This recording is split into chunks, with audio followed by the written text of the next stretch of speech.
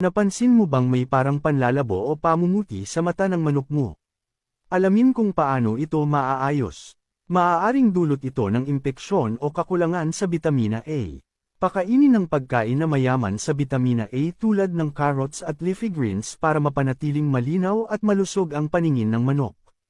Linisin ang paligid ng mata gamit ang maligamgam na tubig at sterile gauze para maalis ang anumang dumi o irritant na nakabara sa mata.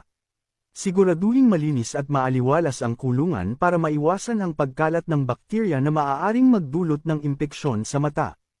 Ihiwalay ang may problema sa mata sa ibang manok para maiwasan ang posibilidad ng pagtuka at karagdagang pinsala sa mata.